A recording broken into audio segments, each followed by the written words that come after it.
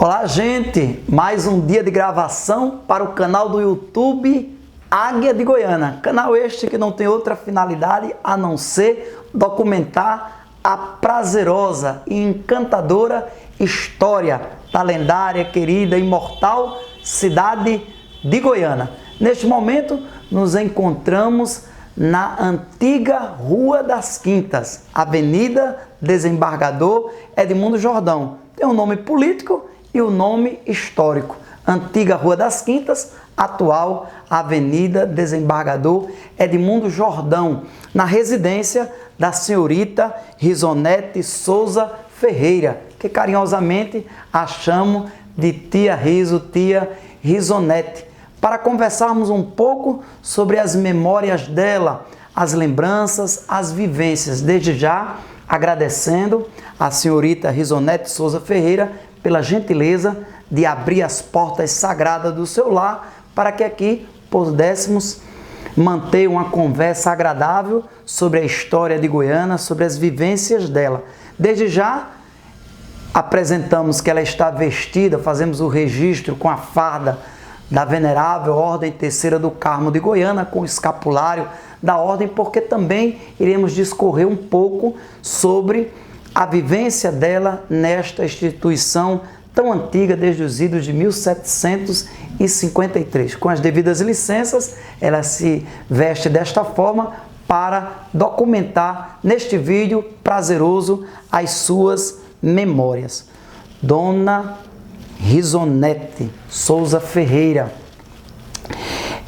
nos fale um pouco sobre as origens da senhora, os pais, a família. A senhora sempre residiu nesta rua? Quais ruas de Goiânia a senhorita residiu? Qual a história dos pais da senhora? São originários daqui? São de outra cidade? Nos fale um pouco das origens da senhora. Bem, meus pais, que se chamava Maria, e ele, Bevenuto, ele era originário daqui, de Goiânia. Ele nasceu e se criou aqui, com a família dele. E a minha mãe, ela era de Paulista, ela nasceu lá. Aí, depois teve a fábrica de tecido de Goiânia, que estava precisando de operários. Então, meu pai trabalhava já na fábrica e ela veio com os irmãos dela e os pais não, o pai já tinha morrido. A mãe e os irmãos para Goiânia.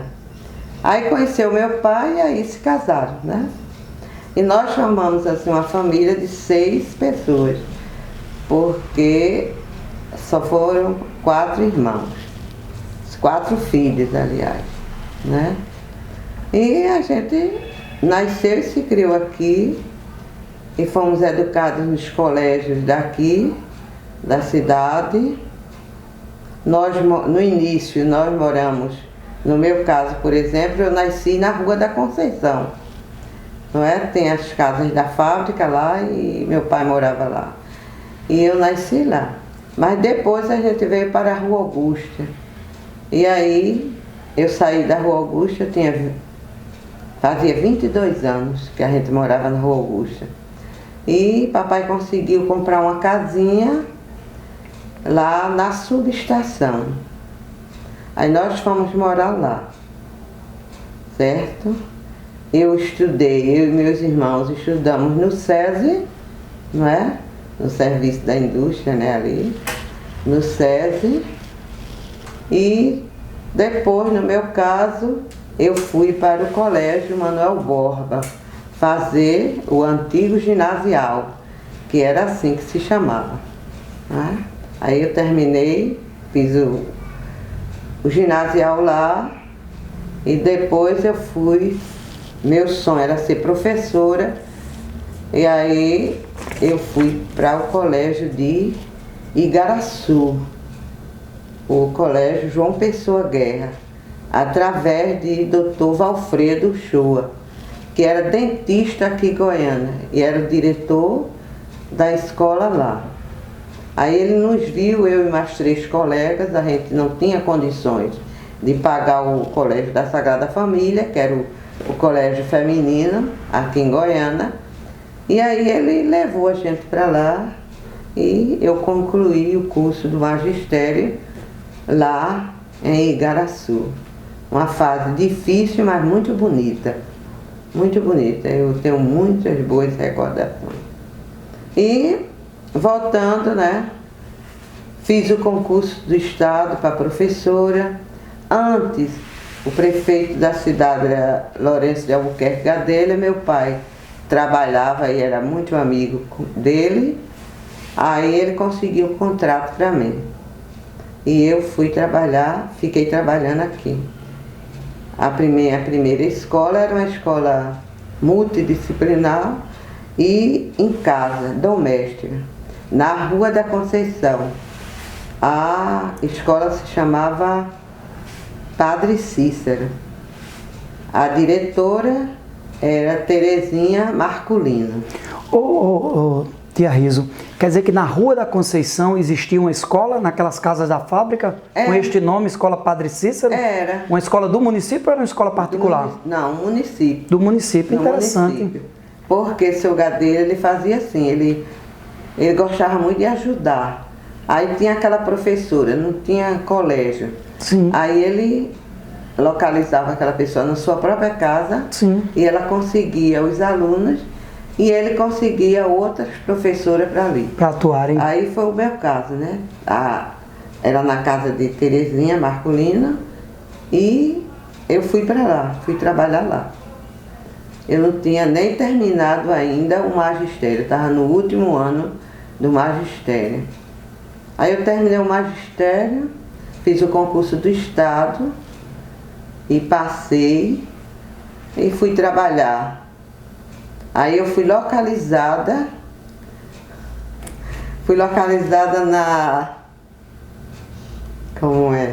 na maçonaria. Sim. Né? Tinha uma biblioteca. E ao lado uma escolinha, Irineu Macedo de Albuquerque. É. Isso mesmo. Isso mesmo. Aí eu, Luizinha, que era supervisora do município, e Cessa, filha de seu Manuel Augusto, que era minha amiga. E nós três fomos localizadas lá. Que também era uma escola do município. É. Funcionando no prédio da maçonaria. É, exatamente.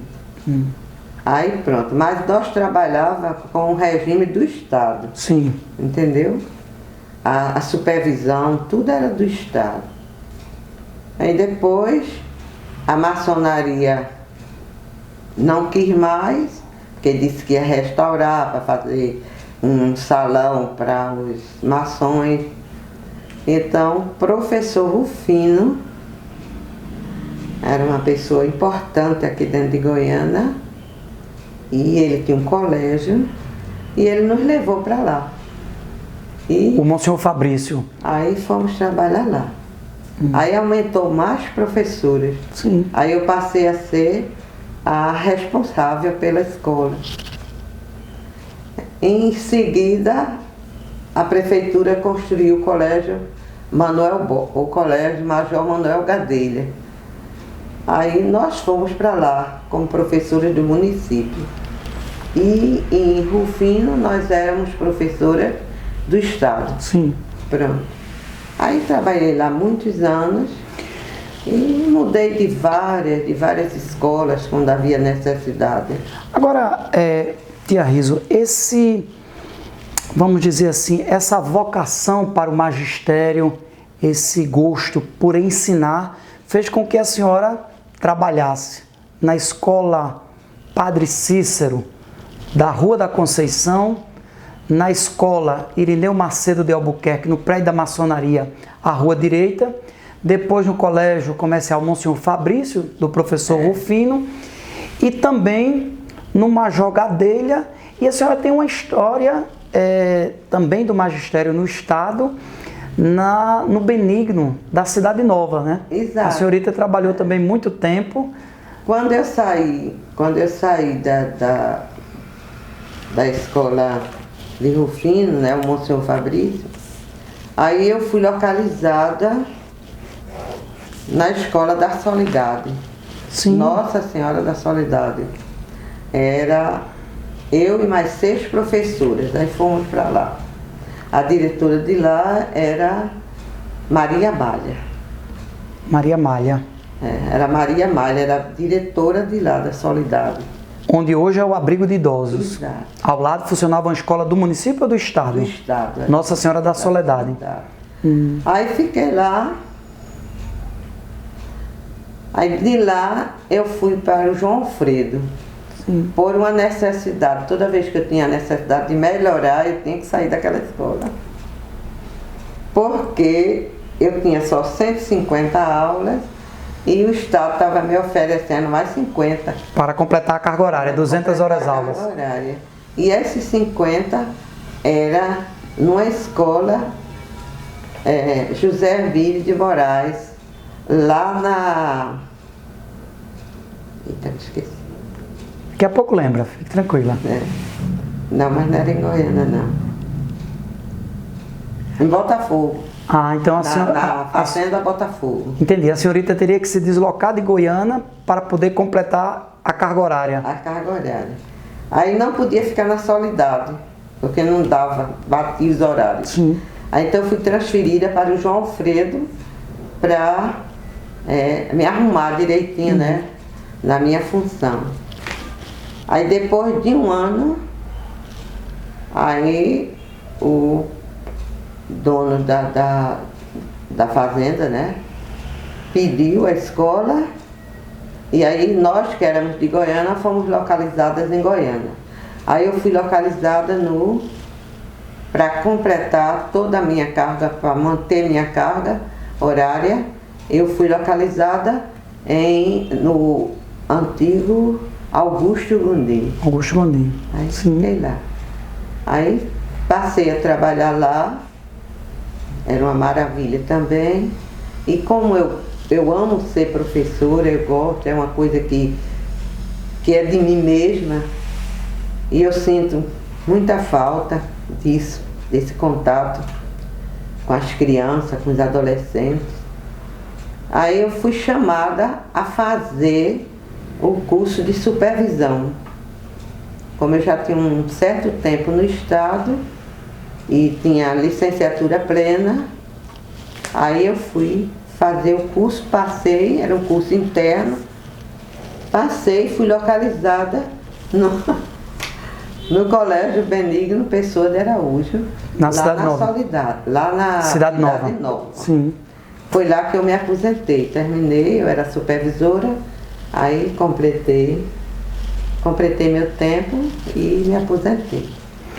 Olhe, Tia Riso, a conversa está agradabilíssima, porque a gente está conseguindo criar essa linha do tempo educacional em Goiânia. As antigas e novas unidades de ensino, onde funcionaram, quem lá trabalhou, isto constitui informações preciosíssimas para a memória educacional de Goiânia. Seguimos firmes, documentando a história de Goiânia, sobretudo nos seus aspectos educacionais, na residência da senhorita Risonete Souza Ferreira, a Rua das Quintas. Continue conosco.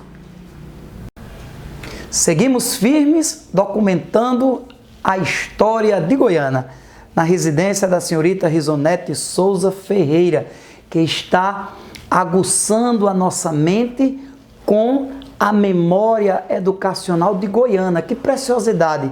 Antigas unidades de ensino que hoje não existem mais, as novas que existem, e essa mão dupla, podemos dizer assim, de Estado e município, município e Estado, nesta árdua tarefa de educar gerações. Senhorita Risonete, nos fale um pouco dos tempos difíceis dos pais da senhorita em Goiânia. O pai da senhorita era cambista, tinha que certas vezes se deslocar de bicicleta para o campo do governo.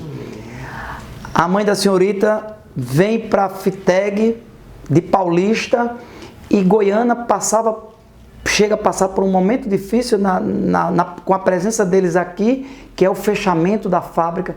Nos relate um pouco desse tempo sombrio que Goiânia viveu e que é o contexto familiar da senhorita. Quando a fábrica faliu, aí os operários ficaram, né, de mãos vazias, não tinha como trabalhar. E aí, no caso, o meu pai, ele era muito assim. Aí ele soube que tinha uma fazenda de abacaxi, eu não sei dizer onde, porque eu era mais nova. Ele foi trabalhar lá, nessa fazenda. E lá nessa fazenda ele não podia sair. Era como hoje se descobre os escravos, né?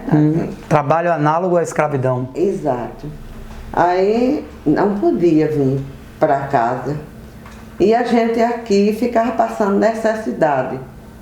E tinha as pessoas bondosas de Goiânia que ajudavam muito os operários. Usavam a jovem para ser doméstica na casa das pessoas, essas coisas. Mas eu nunca fui nem minha irmã, nem meus irmãos. A gente se aguentava assim, fazendo. Minha irmã costurava, eu ia para a casa de uma senhora chamada Dona Alba, mas não é Dona Alba Barreto, não. Barreto, não. Dona Alba, ela era uma costureira lá no Lindamor. Lá no Lindamor não, né? Era. No Limoeiro também não. Como é o nome daquela rua? Daqui a pouco lembra. A Rua Augusta seguindo. Sim.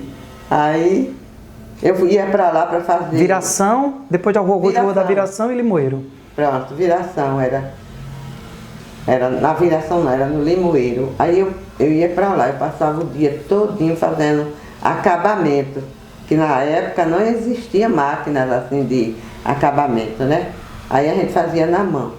Aí eu passava o dia todinho lá. Eu ia para a escola, voltava, almoçava lá e ficava fazendo até de noite. E assim, aí a minha irmã, Cordelita Baracho, ensinou ela a costurar e ela passou a costurar para fora, através das amizades de Cordelita Baracho. Aí pronto, a gente via assim. Depois as Cáritas, que é uma instituição, né, enorme, vinha todo mês trazer mantimentos, alimentos para a gente. Sim, certo? sim. Eu me lembro que eu ia para a fila, uma fila enorme, para pegar mantimentos. Feijão, arroz, macarrão, e até um tipo de aveia bem diferente. Como as campanhas que existem hoje de distribuição de cesta básica? Era algo desse tipo? As Cáritas faz parte da Igreja Católica. Sim, sim. Né? É uma ação católica de caridade. Isso. Então, na época da senhorita, ora a caridade de famílias tradicionais, famílias caridosas de Goiânia, ora eram socorridos por esta caridade institucional, como a instituição que a senhorita citou, a Cáritas, para viver, para suportar esses tempos difíceis. Exato, em Goiânia. Né? Como hoje a gente vê também, por exemplo, nesse período das enchentes, né, que chegam as doações de diferentes instituições. Aí meu pai veio embora para casa, ele foi descoberto lá, e aí através da lei, né? Sim. Aí trouxeram ele para casa, ele só não. Ele mais de 20 pessoas, que era também ex-operário dele. E aí meu pai começou a passar bicho, é o que chamam de cambista. Aí ele foi passar bicho no Campo do Governo. Sim. Ele saía de 4 horas da manhã para o Campo do Governo. De bicicleta? De bicicleta. E ainda levava pão para vender lá. Eita! Certo? Era. Homem trabalhador. Quando ele chegava eram umas 4 horas da tarde, 3 horas. E a gente ficava vibrando quando ele chegava, porque as pessoas lá do Campo do Governo mandavam era fruta pra gente. Ah, que coisa boa! Mandava fruta, assim, jambo, abacate. A fruta da época vinha no cesto. Tinha. Tia Riso. Era triste, Mas também foi muito bom. Prazeroso, né? Tempos difíceis que vocês ultrapassaram com dignidade, mas que também se viveu momentos prazerosos. Tia Riso, a senhorita fala do magistério com entusiasmo. E as dificuldades para formar-se como professora? Indo estudar em Igaraçu. Foi difícil. Muito difícil. No começo, a gente tinha uma empresa chamada Xavier, aqui em Goiânia. Uma empresa de ônibus. Sim. E o dono, eu fui falar, eu e Luzinete, a gente foi falar com ele para ver se ele conseguia um passe, chamava passe. Um passe para a gente ir de Goiânia a Igaraçu. Sim. E ele deu para a gente um passe. Então, em qualquer, como é que se diz? Em qualquer ônibus daquela empresa, poderia usar o passe. A gente podia usar o passe só até Igaraçu. Eita. Certo?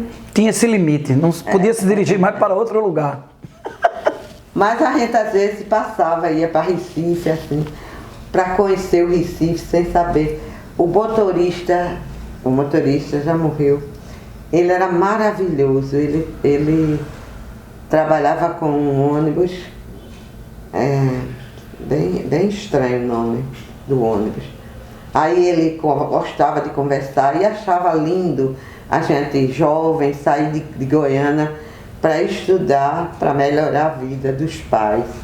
Aí ele começou a dar carona a gente até Recife, para a gente conhecer Recife. Eita, coisa boa. Era. Aí a gente ia, conhecia Recife, a rodoviária era na Santa Rita, no cais de Santa Rita. Aí ele tinha 2 horas, aí ele levava a gente para conhecer. Foi quando eu conheci o Carmo, a igreja do Carmo. A Basílica, sim. A Basílica. Pronto, foram pessoas assim que entraram na nossa vida só para nos erguer. E fazer o bem. E fazer o bem. Muito bem. Foi muito bom, muito bom. Tia Riso, a senhora aprendeu bem a lição na vivência da vida, na dureza da vida, e encontrar tantas pessoas caridosas que fizeram bem a senhorita como a toda a família. E isto a senhorita colocou em prática. Exato. A fama da caridade da senhora, embora que o princípio bíblico diga que a esquerda não sabe o que faz a direita, nem a direita o que a esquerda faz, a senhora ajuda muitas pessoas no curso da vida, faz muita caridade e tem uma vivência católica em Goiânia. Nos fale um pouco para documentarmos neste canal do YouTube Águia de Goiânia das vivências religiosas da senhorita, enquanto filha de Maria, apostolado da oração, da Pia União das Filhas de Maria, não chegou a fazer parte do apostolado da oração, e por estar identificada como irmã terceira carmelita, como foi? A senhorita nos falou que conheceu a Basílica do Carmo por causa de um jeitinho, a divina providência já agindo ali no motorista, que dava uma esticada, que o passe era só até Igaraçu. E ele deu uma esticada até Recife. A senhorita conheceu a Basílica do Carmo. Mas em Goiânia, como se deu essa vivência religiosa da senhorita como uma das primeiras a fazer teologia, em Goiânia, as ações missionárias na Estrada de Cima, Capela de São Sebastião, nos transmitam um pouco dessa vivência religiosa católica. A minha família, meu pai, minha mãe, eram católicos, né? Eles não levavam para missa nos domingos. Todo domingo ele levava para missa. A missa do Carmo era pela manhã. E a gente ia para o Carmo de manhã. Com preguiça e tudo, sem querer se levantar cedo, mas a gente ia para o Carmo. Aí depois também as festas da Conceição, que era ali pertinho, né? Sim. E da Nossa Senhora do Rosário, a gente participava na medida do possível, né? Assim. Não tinha essa vaidade hoje que tem, com roupa, com essas coisas. Não, as pessoas eram muito simples. E eu tinha uma professora chamada Dona Valdeci Machado. Sim, residiu à Rua Direita. Ela trabalhava no SESI, aí eu fui aluna dela. Ela gostava muito de mim. Gostava mesmo, e eu dela. Aí ela disse que eu participava da igreja, assim, nos domingos, mas não tinha uma linha, assim, dentro da igreja. Ela era filha de Maria. Mas eu nunca quis ser filha de Maria, por incrível que pareça. Embora seja. Embora seja. Não queria ser da Pia União. Mas eu não queria ser. Aí ela disse, então você vai para o apostolado. Aí eu fiquei naquela dúvida, assim. Na época, o apostolado tinha duas fases. Uma fase de uma fitinha fininha, para depois passar para a fita larga. para a fita larga. Aí ela disse, eu não posso indicar você para o apostolado, porque eu não sou do apostolado. Mas Sinira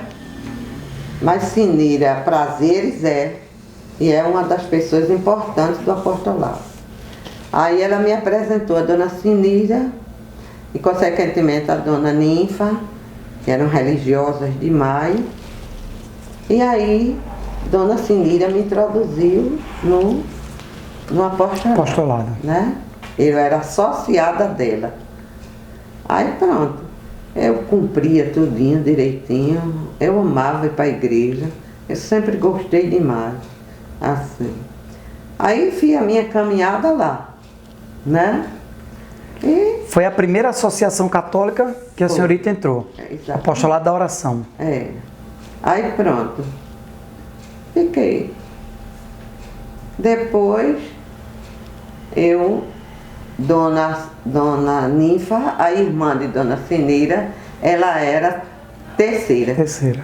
Ela era terceira. Aí ela disse, vem cá, Ronelli, você está lá no apostolado que a Sinira botou. E eu vou botar você na ordem terceira.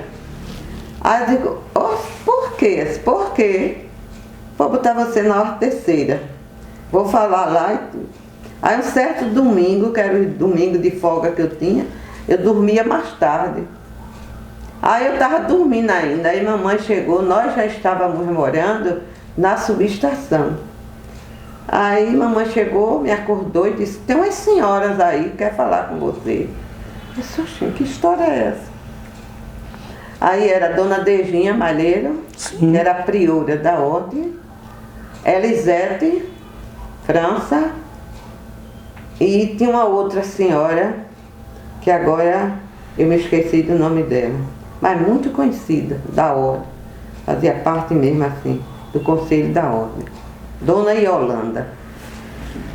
Aí ela estava sentada na minha porta, na minha sala, e meu Deus, que vergonha. Aí fui ligeira, troquei de roupa e fui.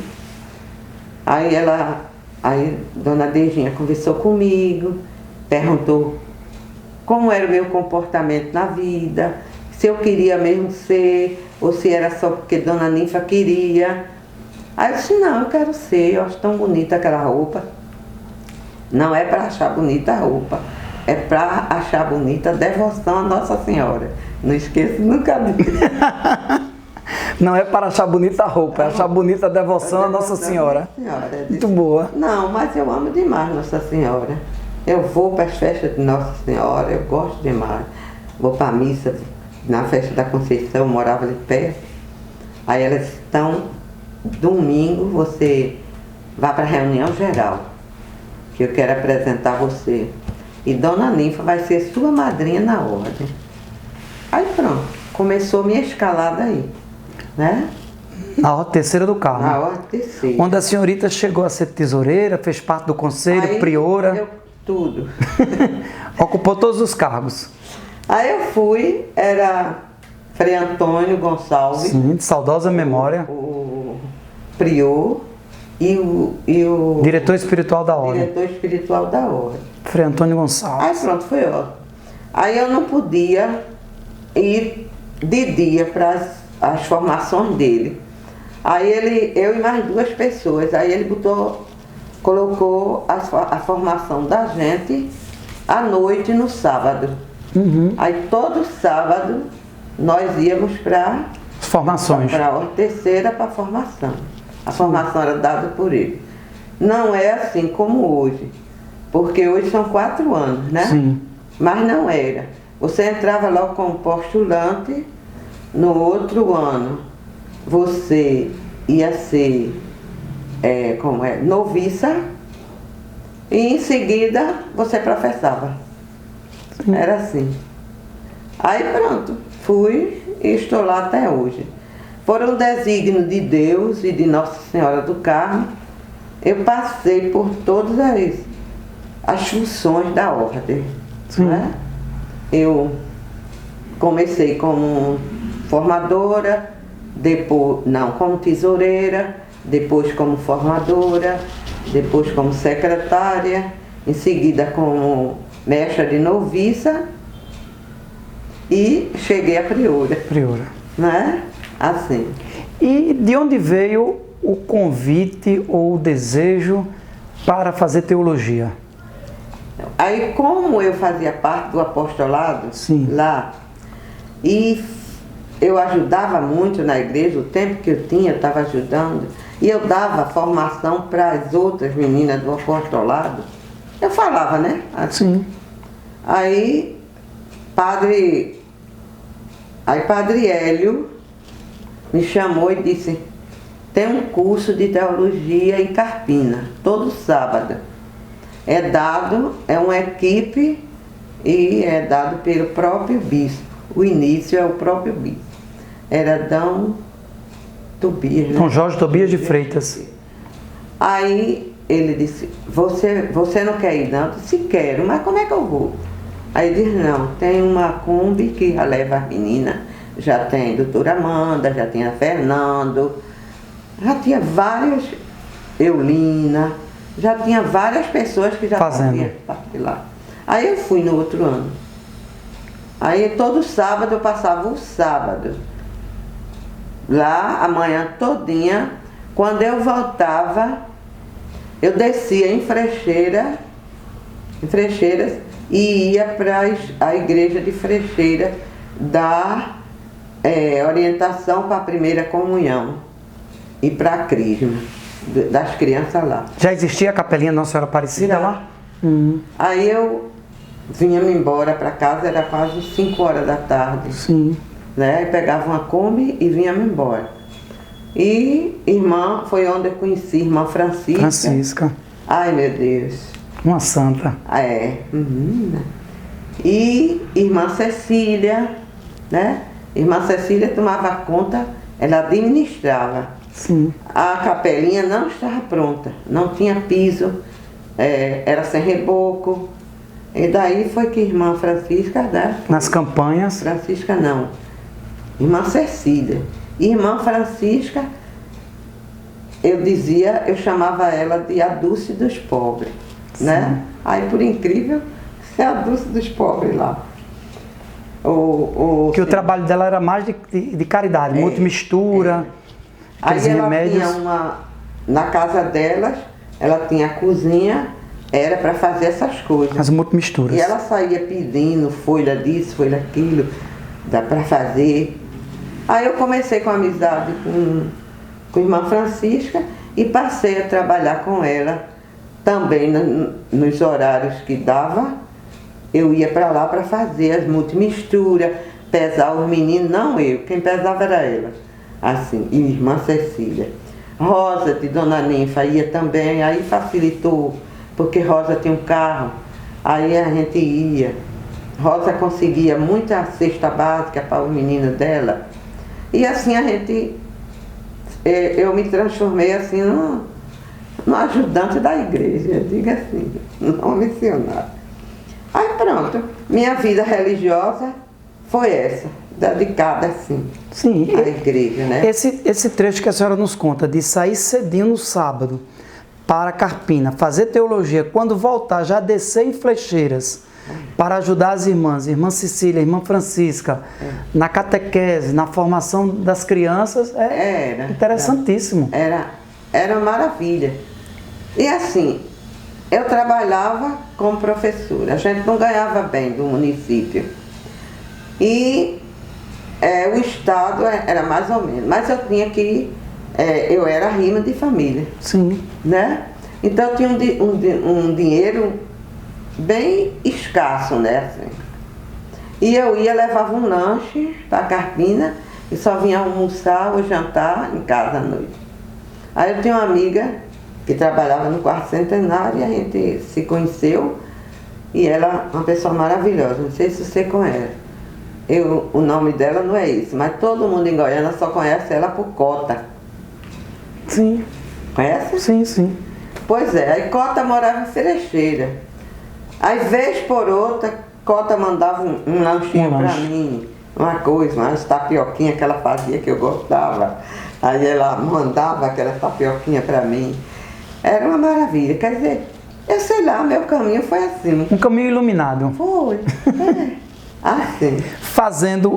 Recebendo o bem, fazendo o bem, refletindo esses gestos de bondade que foi feito à família da senhorita e também a senhorita no curso da vida e que não foi difícil reproduzir esses gestos, esses comportamentos.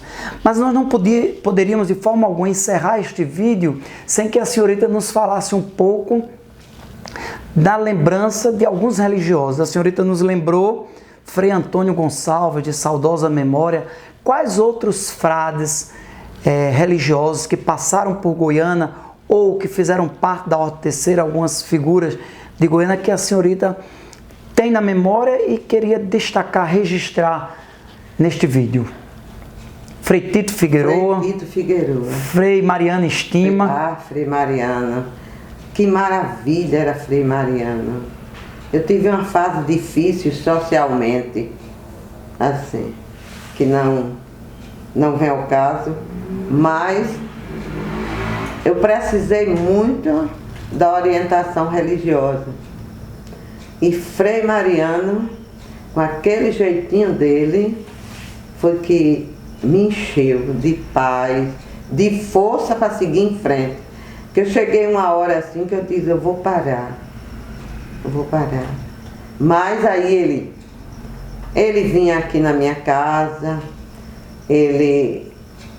na igreja, quando terminava a missa, ele, quero falar com a senhora. Vem cá. Ria, conversava, certo? E com ele eu aprendi a me amar, e não me importar com a opinião dos outros. Sim. Porque eu não devia me importar com a opinião dos outros. Mas até aquela época eu me importava. O que é que fulano vai pensar de mim? O que é que ciclano vai pensar de mim? Ele me ensinou a não fazer mais isso. Sim, sim. E eu passo isso para frente, para as pessoas. Que a maior riqueza sua é você se amar. A partir da hora que você se ama de verdade, o resto não importa. Certo? Só quem importa é Jesus. Muito bem. Né? Porque foi ele que lhe fez, foi ele que lhe criou. Então só importa a opinião dele. E mais nada. Esse ensinamento de Frei Mariano Estima foi um verdadeiro divisor de águas. Aí depois veio Frei Tito. Frei Tito, ele me valorizava muito assim, por causa dos meus conhecimentos, sabe? E porque eu sempre gostei de ler, de me aprofundar, de ler. Então ele trazia uns livros para mim. Ele dizia, vá ler, leia mais, a ordem é assim, a ordem é desse jeito, sabe? Eu chamava ele Sua Majestade. Aí pronto. E até hoje eu sinto uma dor muito grande de não ter ido para as exéquias dele, né? Exatamente. Porque foi no período da pandemia, foi algo bem restrito. Exato. Mas Frei Tito deixou uma marca em Goiânia e na ordem, né? Homem das letras, do intelecto. Ele era uma pessoa que ele implantava mesmo o amor de Deus, certo? E de Nossa Senhora do Carmo. Onde ele passava, ele não deixava vazio. Você estava sempre se lembrando. Era um historiador fantástico, né? Sim. Às vezes eu me sentava na Ordem Terceira, de tarde eu ia para lá, não estava fazendo nada aqui em casa, tá? Tinha uma horinha assim, aí eu ia para lá fazer oração.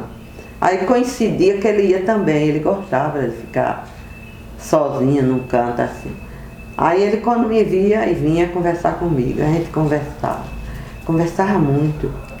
E ele falava da vida, da história, dos trabalhos dele, inclusive do trabalho da Igreja do Carmo de Olinda, né? Sim, sim. Que não era do Carmo.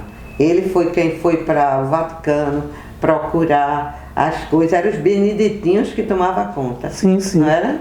Assim. Eu tenho até uma folha de papel assim do jornal onde ele fala sobre essas coisas. Tanto que na reinauguração, ele foi o conferencista, foi ele que proferiu a palestra magna na, podemos dizer assim, retomada do Carmo de Olinda. Grande antropólogo, né? Deixou marcas e muitos estudos para a Goiânia. E Frei Antônio Gonçalves, que é mais antigo, mas que passou um bom período aqui em Goiânia. Quais as lembranças que a senhorita tem dele? Era da maneira dele, assim, de ser correto. Era correto demais. Ele Passasse 10 minutos do horário marcado, já não acontecia. Não queria saber disso, não. No dia mesmo que eu professei, assim, não era com o luxo que tem hoje, era dentro da igreja, assim, a gente fazia um círculo, e ele ali, e as outras terceiras. Sim. Não tinha essa coisa do povo de fora, essas coisas. Aí ele a gente começou a fazer o juramento, aí alguém falou, uma pessoa se distraiu ali e falou. Aí ele, vamos calar a boca, já com a voz bem diferente, a voz de um timbre de mandar. Sim. Aí disse, vamos calar a boca, porque senão encerra aqui. E vocês vão passar mais um ano estudando. Menina, foi um silêncio até dos terceiros lá atrás. Agora dizem também, e eu gostaria que a senhorita pudesse nos esclarecer se é fato ou boato, ou que o povo fala, que quando ele marcava as viagens, as atividades externas, o horário era seguido à risca. Se ele marcou às 6 da manhã, às 6h10, 6h05 já não se saía mais, já não se viajava mais ou já tinham ido embora? Não, ele já tinha ido embora. Ah, entendi. Eu fiz 2 viagens com ele para Bahia. Foi para Bahia. 2 viagens para ele, maravilhosas.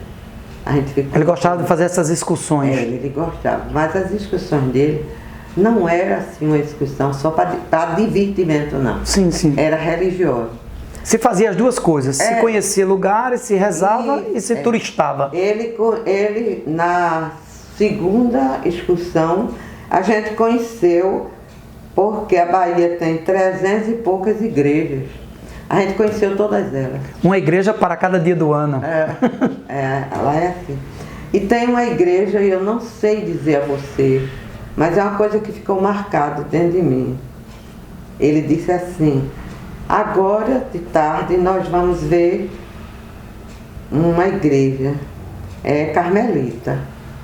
E vocês vão se surpreender com Cristo.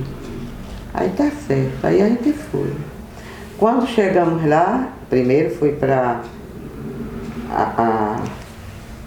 o centro da igreja. A Capela do Santíssimo. Tudinho. Tem uma pomba no teto, bem bonita. Mas para onde você fosse, ela estava olhando para você. Eu via ela olhando para mim, você via ela olhando para você, entendeu? Sim. Todos... A perspectiva da arte era que todos estavam sendo contemplados naquele ângulo. Exato. Muito bonito. Aí depois a gente entrou, uma portinha pequena e baixa. Quando a gente entrou era uma sala, tinha um Cristo morto, tá?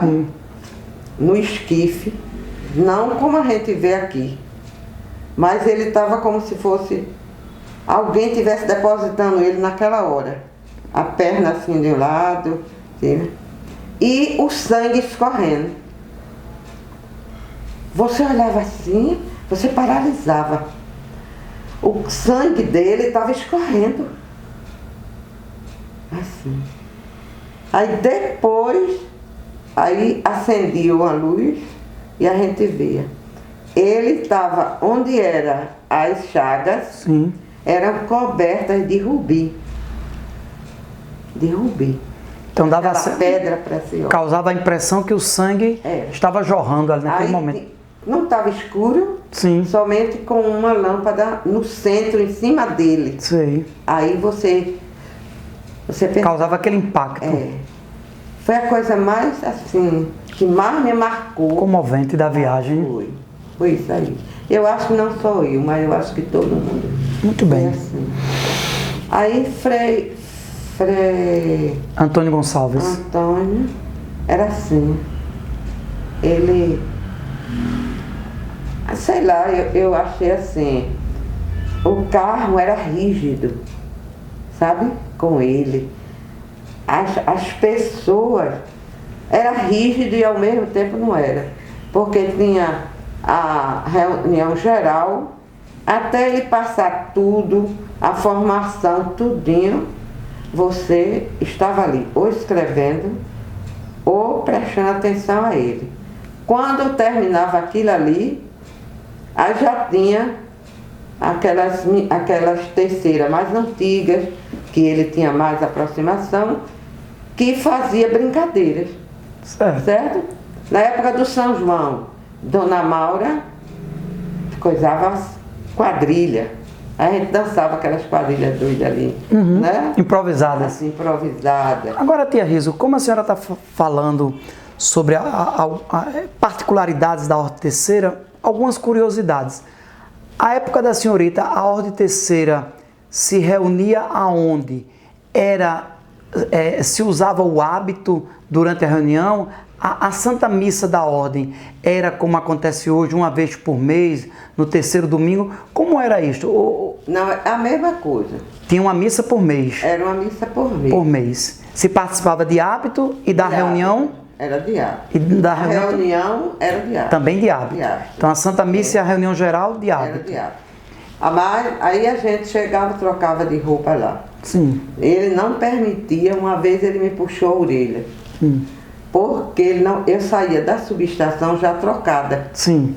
Aí disseram a ele. Aí ele me chamou e disse, não senhora, hábito não é para passear na rua não. Hábito é revestimento. Você vem com a sua roupa e aqui você se reveste dele. Porque o hábito é um sacramental. Então não podia vir de casa vestido, revestido. Não, ele não permitia não. Se revestia na ordem. Agora, a nossa ordem, a nossa igreja passou um período longo interditada. Os irmãos e as irmãs terceiras se reuniam no convento? Era, no convento. Naquela sala que existia lá por trás, da Capela do Senhor dos Passos? Não tem a capela, né? Do Senhor dos Passos. Não tinha entrada assim? Sim. Aí tinha um salão muito grande ali. As atividades da Ordem Terceira eram ali? Era a Ordem Terceira. Você vê que aquele salão sai no quintal, né? Sim. Assim. Aí então ali era a Ordem Terceira. Então, a missa uma vez por mês se revestia no Carmo. No Carmo. Sim, se revestia. Se revestia ali. Quando chegava, participava da reunião revestido, terminada a reunião era que retirava o hábito. Estava tudo ali pertinho, né? Sim. Não coisava muito, não. E ele assim, ele tinha aquela rigidez, aquela postura assim, que você se encantava, sabe? As formações dele eram muito boa mesmo. Certo. Uma outra coisa para o registro neste vídeo, a senhorita nos falou do período de entrada na ordem. Só para frisar bem, era bem diferente de hoje, vamos dizer. Essas etapas, fazendo um total de 4 anos, a época da senhorita era bem diferente. Era bem diferente. Se era convidada a fazer parte... Está lá no livro. Eu copiei, fazia tempo. Eu copiei, não, Fátima copiou para mim. Sim. Se era convidado a fazer parte. Eu era postulante, eu fui convidada e passei já a ser postulante. Passava quanto tempo como Foi de 24 de junho, de julho, né? Aí eu fui noviça, 23 de outubro. Do mesmo ano? Sim. Tá vendo? De 83. Isto. Certo? Aí fiz profissão 28 de outubro de 84. Um ano depois. Um ano depois. Entre ser postulante e noviço não foi um ano. Não foi um ano. Foi no mesmo ano. As duas etapas no mesmo ano. No mesmo ano. Agora, para ser professor... No ano seguinte. No ano seguinte. Ah, interessante. Era um período bem curto. Era. Porque mas bem intenso. Isso, mas consistia mais no convite do candidato, da candidata, o aceitar e esse período curto, intenso de formação e ser admitido. E tinha um livro da gente lá, né? Ainda tem, deve ter. Aí tem assim, olha. Aprovada por unanimidade em sessão do dia 24 de 7 de 83. Eu estava lá nessa sessão.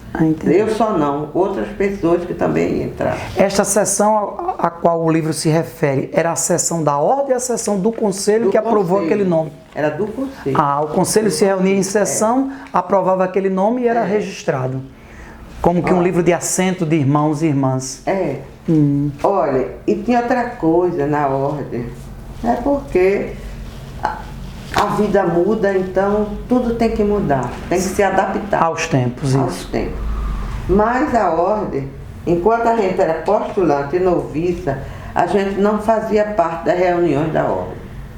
E o que vestiam? Hoje, quando eu entrei, tinha o pelerine, escapular, essas etapas. E nas etapas da época da senhorita, o que se usava, o que distinguia que era postulante, noviço, professo? Tinha alguma indumentária, alguma vestimenta? Não, noviço tinha o véu branco. O véu branco, mas... Porque aí a gente já recebia o hábito. Sim, né? sim, e o véu branco. Quando era postulante, não. Não tinha nada que identificasse. A gente tinha o escapulário, né, pequenininho. O bentinho. Mas essas etapas, como hoje temos, que identifica de uma para outra essas vestimentas, não. Não tinha nada disso. Assim. E eu vejo, aí a gente, eu sinto, eu olho assim, e eu acho que essa rigidez foi muito boa.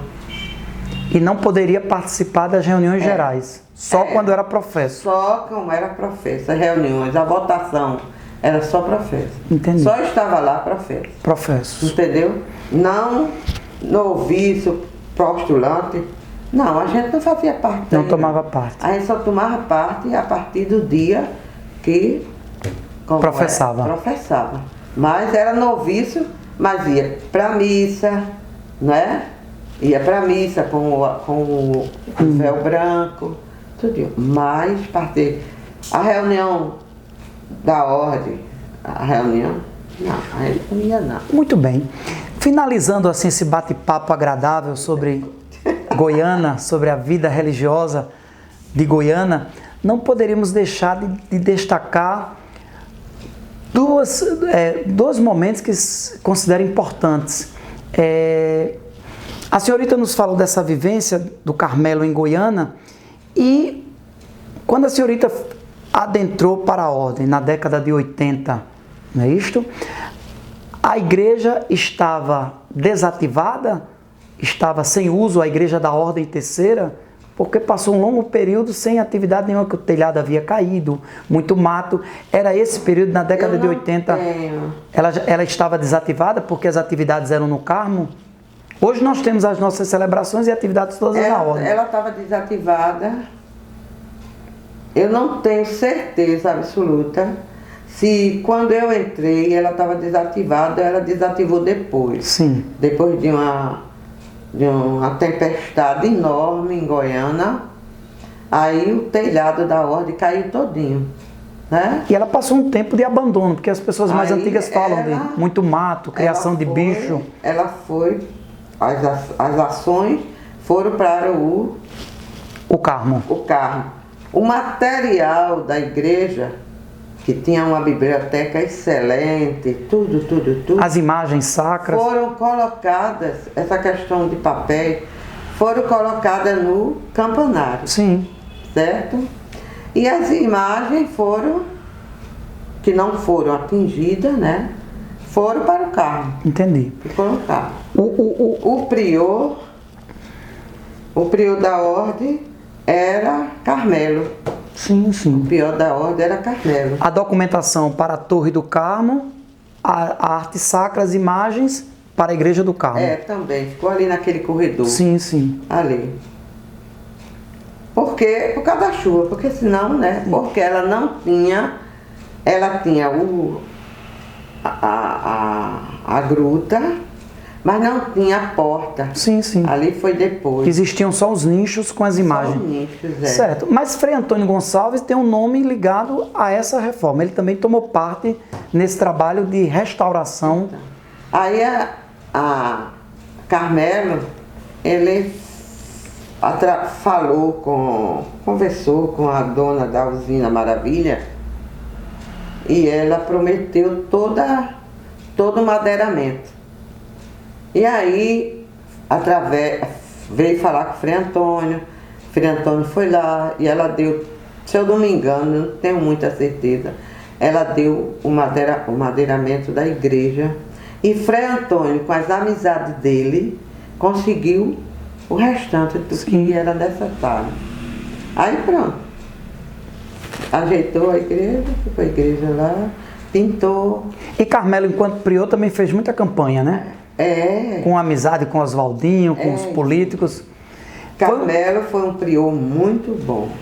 Muito bom. Ele, até hoje você vê como ele é louco pela ordem terceira. E foi uma época de junção de dois benfeitores, o Frei Antônio Gonçalves para um lado, o Carmelo para o outro, e ambos conseguiram benfeitorias. Exatamente. Para a ordem. Aí, assim, e fazia bingo, e fazia isso, fazia aquilo, e a gente comprava, e a gente, sabe, arranjava doadores. Sim, sim. É, pronto. E reabriram a ordem. Reabriu a ordem. Agora a gente não pode deixar de atravessar a Rua Direita e falar do trabalho da senhorita na Igreja de Nossa Senhora dos Milagres da Santa Casa de Misericórdia de Goiânia. A senhorita tem uma passagem por ali, por aquele histórico templo. Era a época de Frei Tito. Sim. Ele era o diretor espiritual lá. E ele era o... Deixa como é que eu digo. Seria o capelão? O capelão daí, da Misericórdia. Aí a Misericórdia, ela não tinha uma liturgia. Sim. Mas já existia aquelas celebrações das 10 horas? Já, era uma só. Todo domingo às 10 da manhã. Todo domingo. Então já era costume, não foram esses frades que criaram, não. Não, ela já existia. Já existia. Aí ele sofria muito porque as pessoas eram pegadas assim. De última hora. Né? Assim. Mas os amigos dele, como aquele advogado, Tarcísio, não sei o quê, Sim, sim. ia ler. Mas ia assim de última hora, né? E não era certo. Aí eu terminei o curso de teologia, ele soube. Aí ele mandou me chamar. Aí ele disse que queria que eu formasse lá. Sim, uma equipe de liturgia. É. Aí eu formei a equipe de liturgia também. As pessoas, ele disse, mas eu só quero gente que frequente o carro. Aí justamente, aí foi a Aureneide, Quinca mais, a esposa dele, só pessoas assim que... Do meio católico e da frequência no carro. Aí eu formei a liturgia, dei um mini curso, né? Orientações básicas e pronto. Aí fiz farda, festa, essa coisa toda que tem que fazer, né? Somos testemunhas. E depois assim, a doação da igreja, dos fiéis, eu comecei a comprar coisa que faltava na igreja, né? Assim, as lâmpadas do luxo, aquele luxo é lindo. Sim, sim. Lindo, lindo, mas faltava as lâmpadas, vamos comprar lâmpadas, vamos botar um refletor, esse tipo de coisa. Foi aos poucos embelezando e tornando o ambiente mais agradável. Aí ele saiu, aí veio Dom José, parece. Não, Dom José não. Frei José, não me lembro direito. Ele era bem moço, ele estava no carro, aí ele veio. Aí depois veio Frei Miro. Sim. Né? Aí trabalhar com Frei Miro, você tem que ter muito amor a ele. Muito amor a ele. Porque ele é assim, nervoso, sei lá. Ele é diferente. Assim. Mas ele se adaptou demais com a liturgia da misericórdia. Tudo que a gente ia fazer, eu ia para ele. Tudo. Olha, dá para fazer isso? Lá vem a senhora. Lá vem a senhora. Já vem novidade. Lá vem novidade. Mas ele aceitava, ou senão ele dava uma modificadinha, assim, sabe? Foi um período também muito bom. Agora, muito assim, com muito cuidado. Sim. Certo? Por causa do temperamento do frade. Do frade. Muito bem. Acho que ele é um frade à altura de ser frade. Ele é um bom religioso. É, um bom religioso. Muito bem.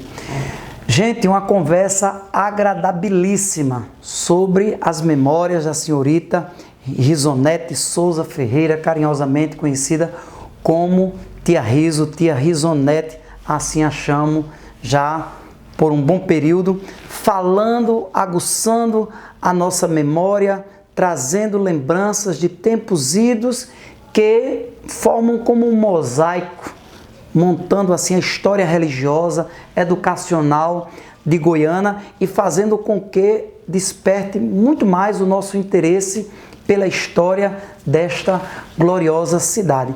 Eu sempre estou dizendo, vamos terminar, mas o assunto fica tão interessante que Tia Riso vai dar uma pincelada antes de fecharmos este vídeo para que a geração presente e as gerações futuras tenham conhecimento deste conteúdo sobre uma figura gigante que passou por Goiânia, embora seja da cidade de Limoeiro, mas aqui trabalhou durante muito tempo na histórica paróquia de Nossa Senhora do Rosário de Goiânia, que é a figura do cônego Fernando Passos, o padre Fernando Passos, o língua de ouro, o diamante negro, o homem do vozeirão, de um conhecimento vastíssimo da história religiosa, um dos grandes tido à época como o maior orador sacro de Pernambuco, um verdadeiro fenômeno religioso, onde Tia Risonete nos lembrava da primeira televisão trazida para Goiânia e onde foi instalada, para que era usada, e as pregações, o costume dele passar e ver as moças nas janelas. Tia Riso, documente neste vídeo as lembranças do inesquecível cônego Fernando Passos. Era isso mesmo, eu lembro muito ele, aquele padre alto, forte, caminhando na cidade. De batina preta? Batina preta, e o solidel era diferente, né? O barrete, com um pomponzinho no meio. Era. A batina preta e o barrete. Exato. E quando ele via a moça na janela? Não tem alguma coisa para fazer lá dentro, não? Você está na janela. Se está na janela é porque não tem nada para fazer, né? Aí corria. Mas ele era humano, tremendamente humano. Você não chamava ele, não pedia ele, e meu pai dizia que não queria conversar com ele. Ele estava sempre disposto. Sim. Né? Não estava dizendo assim, não, hoje eu tenho isso, eu tenho aquilo, não. Não arrumava uma ocupação. Sempre disponível para conversar com o paroquiano. Celebrações na matriz, a mulher tinha que usar véu? Era. A gente usava véu. Na época dele não se entrava sem véu. Não, todo mundo de véu. E era tão bonito. Era o costume da época, tanto no Carmo como na matriz? Em todo canto. Toda véu. igreja que você fosse. Missa em latim, de costa para o povo. Exato, era. E depois que mudou. Eu sabia o Pai Nosso, não sei mais não. O Pai Nosso, Ave Maria, Salve Rainha.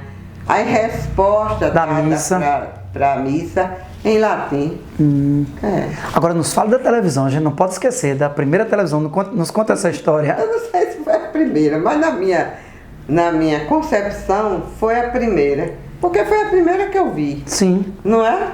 Assim, era na casa paroquial, ali naquele salão, aí a televisão lá na parede, e a gente sentava tudo no chão, as crianças, né, os adolescentes, e ele na cadeira de balanço ficava assistia o programa que ele quisesse. Eu assisti o programa Breaktie, Meu Deus. A televisão ficava na parede, em cima de um móvel, numa cômoda, como era? Não, ficava numa cômoda. Numa cômoda, alta, assim, sim. ali. E a criançada toda no chão da casa paroquial. Quem mexia em nada, nem que nada, todo mundo ficava assim, só olhando. TV preto e branco era uma novidade. É preto e branco. Que era uma novidade para aquela época, né? Era um programa, o primeiro programa foi... eu me lembrei nesse instante e esqueci. E a casa paroquial, para registro neste vídeo, é onde hoje, a antiga casa paroquial, onde hoje é o salão paroquial, na esquina da rua direita, com a matriz ao lado da casa da priora, atual priora da Emília Valença. Ao lado da casa da atual priora da nossa ordem, 2026, né? Emília Valença era a antiga casa paroquial. Aquelas portas, tudinho do mesmo jeito, só que conserta, né? Sim, sim. Há um restauro. Aí modifica mais ou menos, mas não modifica. E era marrom. E interessante o espírito humanitário deste padre, porque ele, em vez de ficar com a televisão para o uso só dele, colocou na sala, chamava todo mundo, colocava ali para assistir e a varinha na mão. Ele, e outra coisa também, assim, que quando terminava aquele programa, que era para criança, pronto, acabou essa história, as crianças para casa. E se fizesse barulho durante a programação? Era tão engraçado. Ele tinha uma varinha na mão, era? Ele tinha uma varinha assim na mão. Batia na cabeça. Era. Preste atenção. Mas dificilmente ele batia, porque a gente ficava assim, né? Para a época, uma televisão... O primeiro programa foi de Fernando Cartelão. Sim. A gravata brequetai, era um negócio assim. Muito bem. Seguimos firmes, documentando a história de Goiânia. Nossa gratidão à senhorita Risonete Souza Ferreira, que nos atendeu gentilmente, repito, abriu as portas sagradas do seu lar para que aqui pudéssemos conversar um pouco sobre a história de Goiânia, sobre a história da família dela, de luta, de batalha, de sofrimento, podemos dizer assim, para chegar aonde chegou, fazer o magistério, depois formar-se em matemática, né, seguir os estudos religiosos, teologia, um serviço prestado a Goiânia no segmento religioso, no apostolado da oração, na Ordem Terceira do Carmo, com as irmãs da Sagrada Família em Flecheiras, que aquele povo é muito grato às queridas irmãs da Sagrada Família. Irmã Francisca, a Dulce dos Pobres de Goiânia, uma boa e saudosa lembrança, e frades religiosos e religiosas que por aqui passaram. A senhora conviveu também com o Luiz Gomes enquanto irmão terceiro? Foi da época da senhorita? Não. Luiz Gomes... Eu não me lembro dele como irmão terceiro, não. Lembra dele em Goiânia, mas não lembra dele... Eu lembro dele em Goiânia, vestido de branco, sim, né, de batina branca. Mas dentro da ordem não... Mas não me lembro ele na ordem. Na ordem. Ele foi prior, não é? Sim. Da ordem, mas não foi minha época. Agora eu conheci ele assim, como pintor. Sim, não é? Extraordinário. Pintor, escultor, restaurador. Exatamente. Aí conheci ele assim. A gente ia, Frei Tito ia muito lá para ver o que é que ele estava fazendo. Aí eu ia com o Frei Tito, assim. Na casa dele, que era um verdadeiro ateliê. Na casa dele, aí nos Martírios. Perto de seu Biratã. Certo. Pronto. Mas lá na Ordem Terceira não. Sim. Mas uma boa lembrança, um registro neste vídeo da figura gigante, imortal, do grande e inesquecível Luiz Gomes, grande restaurador, escultor, pintor, escritor. Em todos esses segmentos ele se destacou com maestria. Senhorita Risonete Souza Ferreira, nosso muito obrigado em nome do canal do YouTube Águia de Goiânia. Nós estamos aqui na companhia de Ravel Monteiro, registros fotográficos e filmagem, gravação deste vídeo que queremos legar para a geração presente e para a geração que está por vir, o depoimento, a história, os relatos da senhorita Risonete, que criou uma memória educacional de Goiânia e religiosa, com essas recordações de frades, de figuras importantes de Goiânia, de padres que passaram pela nossa freguesia, pela paróquia de Nossa Senhora do Rosário, selando assim esse vídeo com lembranças prazerosas que nos alegram e que externamos aqui o sentimento de gratidão. Muito obrigado. Eu até perguntava, tia Riso, a senhora não se preocupa com a hora do almoço? Não, fique à vontade. Quando terminar o vídeo, eu almoço, eu cumpro meus horários, não há problema. Então, pela gentileza de nos receber, o nosso muito obrigado. Que o Deus Altíssimo, por meio da Senhora do Carmelo, a abençoe e proteja todos que entram e saem desta residência. Seguimos firmes, documentando a história de Goiânia. Por Goiânia, por sua história, avante!